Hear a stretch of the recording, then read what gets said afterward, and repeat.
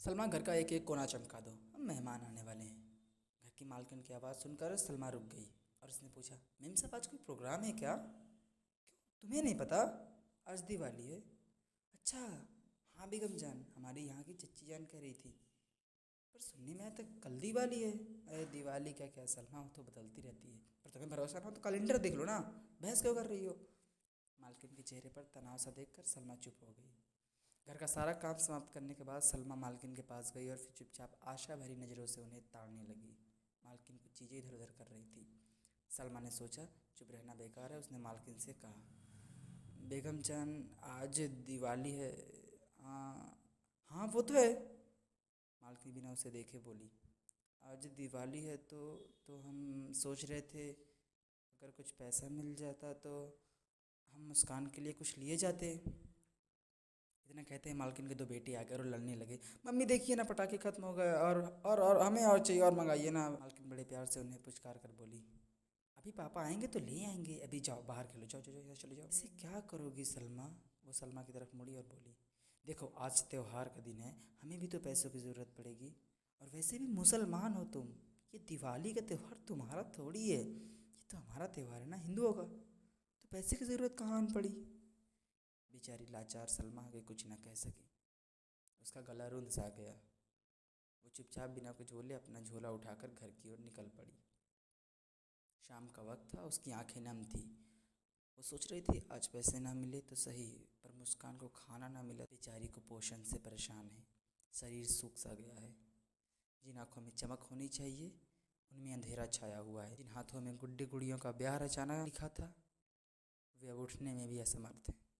जिन पैरों को दुनिया नापनी थी वो पैर हड्डियों की बेजान हो गई। डॉक्टर ने कहा अगर समय समय पर सही खाना और पानी ना मिला तो बच्ची का बच पाना मुश्किल हो जाएगा। सलमा एक पल सोची और घर न जाकर महाजन की दुकान की तरफ मुड़ गई। काफ़ी लोगों के बाद इंतजार करने के बाद वो महाजन से बोली, महाजन एक पैकेट मैगी तो दे देना। वो हिचकिचा रही थी। महाजन ने उसको घूर कर देखा और मुड़ कर कहा, नहीं सलमा, तुम्हारा पिछला हिसाब किताब अभी बाकी है। और तुम फिर चलिए मुंह उठाकर, नहीं अभी हमसे नहीं हो पाएगा। सलमा गिड़गिड़ा कर उसके सामने हाथ जोड़ दी।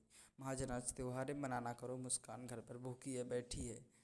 खुदा कसम मेम साहब से पैसे नहीं मिले, सबसे पहले अगर उनसे पैसे मिलते तो मैं आपके उधार चुकाऊंगी। महाजन शायद अच्छा आदमी था। लाचार की बात समझकर उसे एक पैकेट मैगी दी और मसाला का एक पुड़िया दे दिया।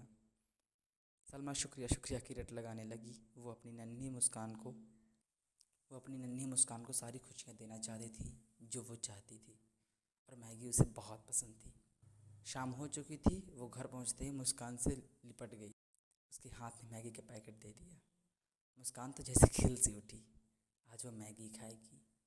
सलमा ने टोकरी से तरकारियाँ उठाई, उन्हें धोया और काटा छाँटा। फिर तरकारी कम पड़ने लगी तो उसने उन्हें फिर से काटा और छाँटा, और ढेर को फिर से एक बार और काटा और छाँटा, तो जो बची उसे मैगी के पैकेट के साथ मिलाकर तैयार कर ली। पास ही बैठी मुस्कान मैगी के पैकेट से खेलते हुए साफ देख सकती थी कि उसकी माँ उसके लिए अभी मैगी बनाएगी और वो खाएगी। और उसकी माँ अपनी बेटी मुस्कान को देखकर खुश हो रही थी कि कुछ तो वो अपनी बेटी के लिए कर पा रही है। मुस्कान मैगी के पैकेट को दोनों हाथों से पकड़कर सूंघ रही थी और सोच रही थी थोड़ा अगली बार के लिए बचा कर रख लूँ। पर उस 5 रुपये के पैकेट में होता ही कितना है। माँ ने चूल्हे में आग जलाई, कढ़ाई चढ़ाई। किसे खबर थी कि इतने बड़े शहर में किसी कोने कीचड़ से भरी कचरे के पास वाली ज़मीन पर बसी बस्ती में एक घर बना था जिसे गिनती के लोग जानते थे। सलमा और मुस्कान नाम की दो जानें वहाँ रहती थी और आज उनके घर में खुशियाँ पकने वाली थी। 2 मिनट में सलमा ने कढ़ाई चढ़ा दी थी और वह तेल की बोतल ढूंढ रही थी, और तेल की बोतल उसके हाथ लगी, पर शायद उसे कुछ और ही मंजूर था। उसमें तेल ही नहीं था। उसकी आंखें नम हो गई और वो नसीब को कोसने लगी। और बाहर खुशी और उल्लास में बड़े बड़े पटाखे फोड़े जा रहे थे, जिससे आसमान का रंग बदलता जा रहा था और उसके चेहरे का भी। सलमा को एक उपाय सूझा। उसने मुस्कान को घर पर रहने के लिए कहा और वो बाहर तेल की बोतल लिए निकल गई। वो जानती थी कि महाजन उसे तेल नहीं देगा, इसलिए वो दुकान की तरफ न जाकर बगल में खड़े एक भव्य मंदिर की ओर चल पड़ी। मंदिर के सामने पहुंचते ही उसने चप्पल उतार दी। वो मंदिर के परिक्रमा क्षेत्र में पहुंची और वहां बुझे दीपकों के तेल को बोतल में उड़ने शुरू किया। जब बोतल आधी भर गई तो वो चलने लगी। बजते बजाते वो गेट तक पहुंची थी कि मंदिर के पुजारी ने उसे देख लिया और उसका हाथ पकड़कर मंदिर के बरामदे तक घसीट लाया, फिर उसे ज़मीन पर पटक दिया। सलमा के हाथ से बोतल छूट गई, पूरे फर्श पर तेल फैल गया। पुजारी उस पर तेजी से गरजा, तेरी हिम्मत कैसी हुई दुष्ट औरत, भगवान का भोग चुराते हुए? तुझे तनिक भी शर्म लिहाज नहीं है? उल्टा कहीं कि यह सब करने से पहले तू मर क्यों नहीं गई? भगवान तुझे कभी क्षमा नहीं करेंगे। पुजारी की गरज सुनकर आसपास के लोग भी इकट्ठा हो गए। उनके हाथों में पटाखे थे, दिए, मोमबत्तियाँ तथा तेल के डिब्बे थे। वो मंदिर में दिए जलाने आए थे। सलमा जैसे टूट सी गई थी। उसके सामने फर्श पर मुस्कान की खुशियाँ बिखर गई थी। वो सोच रही थी कि कोई इतना निर्दयी कैसे हो सकता है, कोई इंसान होकर इंसान के साथ ऐसा कैसे कर सकता है। उसने कहा, या अल्लाह पुजारी जी, मैंने कोई गुनाह नहीं किया है, मैं तो बस बुझे दियों का तेल ले रही थी। मेरी बेटी बीमार है और वह भूखी है, और आज आप जनों का त्यौहार है।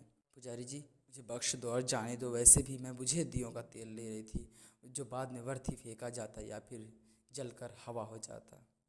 खुदा ना करे कल को मेरी और आप सभी की औलादें ये नज़ारा देखें, वरना वो भी सोचेंगे नरक इससे बुरा नहीं होगा।